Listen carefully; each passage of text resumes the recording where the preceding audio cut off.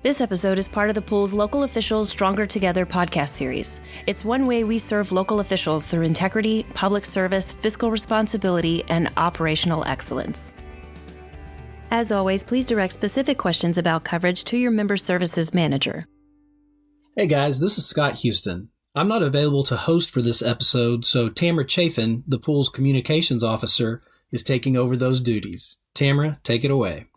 Welcome to episode 16 in the Risk Pool's Stronger Together podcast series. Today's episode is Lessons from Hurricane Ian. Are you prepared?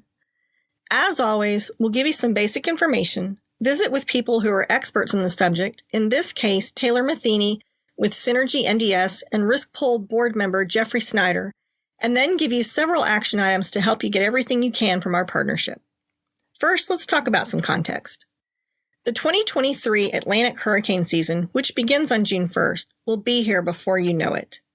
We don't yet have the National Oceanic and Atmospheric Administration's, or NOAA, Climate Prediction Center's forecast, but we wanted to get this information out to you as soon as possible. Tropical Storm Risk, another industry forecasting team, has already put out an extended range forecast for the season, predicting 3 major hurricanes, 6 hurricanes, and 13 tropical storms. That's slightly fewer than last year's NOAA prediction. But while we'll hope for the best, we should always plan for the worst. Last year, the pool conducted hurricane preparedness workshops along the coast. A video of the workshop presentation, along with the PowerPoint and all kinds of additional resources, are linked below this podcast. SynergyNDS, our turnkey recovery partner, is actually based in Florida. After Hurricane Harvey, we saw their value and brought them on as one of our trusted partners. In this episode, we want to focus on a couple of lessons learned by Synergy staff from Hurricane Ian in Florida last year. We'll then talk to Plainview City Manager and pool board member Jeffrey Snyder about his experience working with Synergy.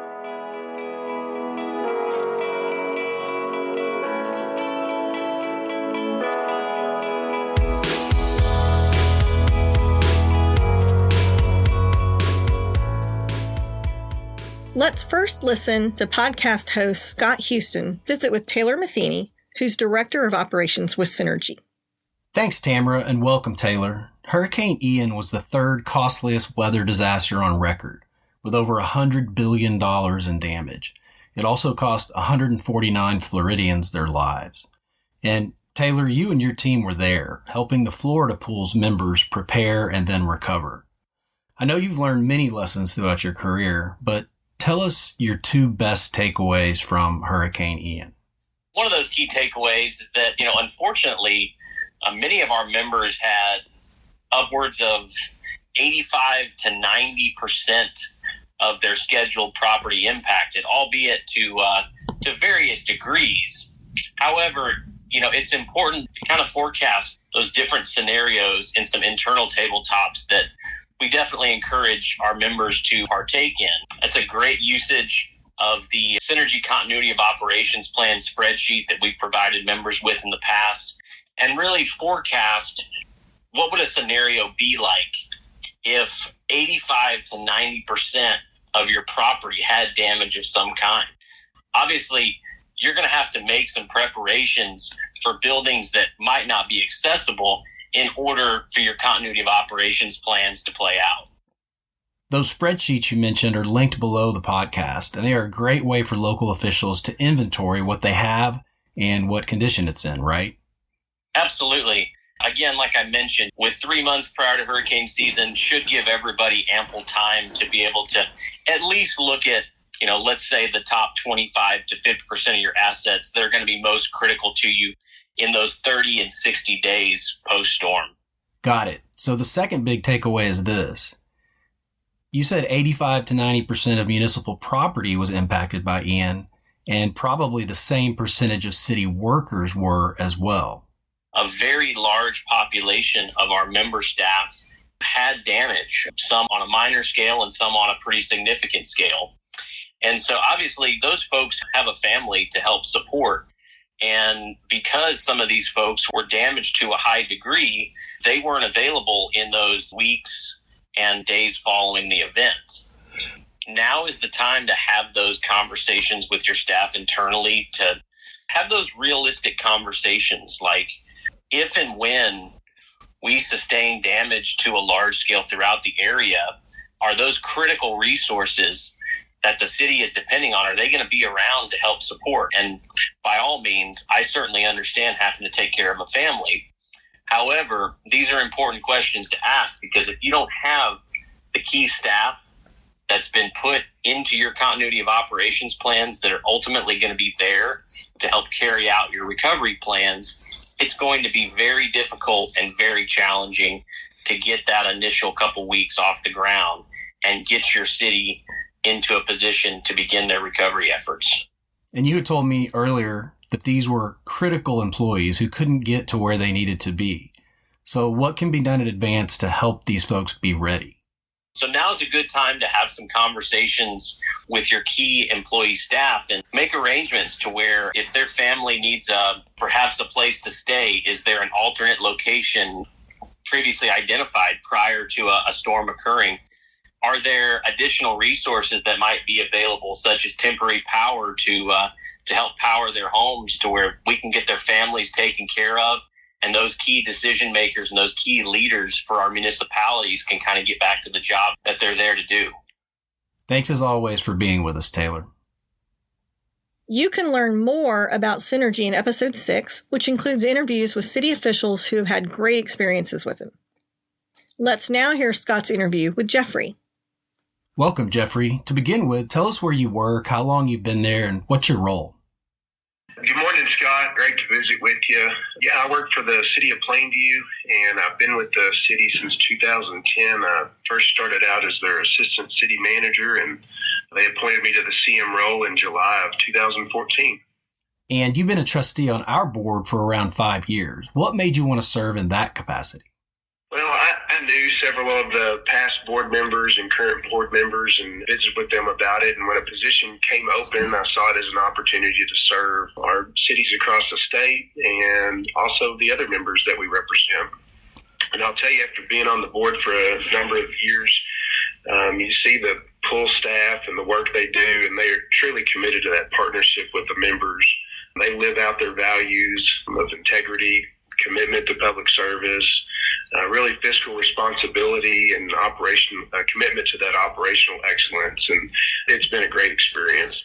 So this podcast is about hurricanes, both preparedness and after the storm. I'd like to talk about after the storm with you. Of course, you're in the Panhandle, so why would I ask you about hurricanes? Well, luckily for our coastal members, we haven't had massive hurricane damage recently. So we don't have any examples there of our turnkey recovery process. But your Civic Center was damaged by another type of storm, the most recent ice storm that we dealt with. And it really doesn't matter for our purposes what caused the damages, but how we and Synergy help a member recover from it. So tell us what happened in your city. Well, I received a call the morning of December 23rd about flooding at our Civic Center from a fire sprinkler head that had burst. And we had an issue where our local gas provider had a low pressure issue in town, and our Civic Center happened to be in that area. And mind you, this happened to be on the coldest day of the year, where we had sub-zero temperatures over a couple of days, so it really wasn't a good combination. When the facility warmed back up, the frozen pipes burst, and it flooded the entire facility. And you could have just asked the pool to write you a check like an insurance company. But instead, you chose to go with Synergy, our turnkey recovery partner. Synergy can come in immediately and stabilize damage, and they can also stay and perform the reconstruction, either as a consultant, just to help out, or a turnkey partner to get you all the way back, and under budget usually. So why did you go with Synergy? And really what the importance of getting this facility back into operation as quickly as possible. And our staff is, they're really busy managing just the regular day-to-day operations and providing oversight of our various construction projects we have in the community. So it's really difficult to pull them away from that work. So we thought it was a great opportunity to try the turnkey recovery program. And I will say, overall, it's been a great experience. They were on site the day of the 23rd, providing an assessment of the damages and talking through a plan to get the facility back up and running. We discussed goals of the project. And due to our limited staffing capacity, we had them work with the contractors, do the whole reconstruction project for us, from the remediation work to renovations to the facility. They handled paying the bill, prioritizing what it would take to get the building back up and running. And they had it back up and running in a few weeks. Before, it had taken us several months, just because it's difficult when you have a limited staffing to manage those types of incidents that come up. Thanks so much for being here, Jeffrey. Sounds like you've had a great experience with Synergy. And other local officials who are interested in learning more about Synergy can do that by listening to episode 6 of this podcast.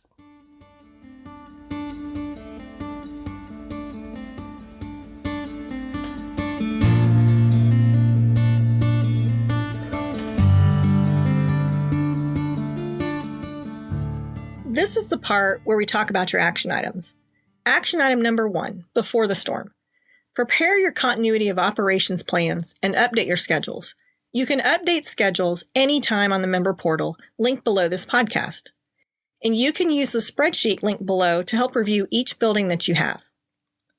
Action item 2, during the storm. Activate and communicate your continuity of operations plan. Who does what during landfall?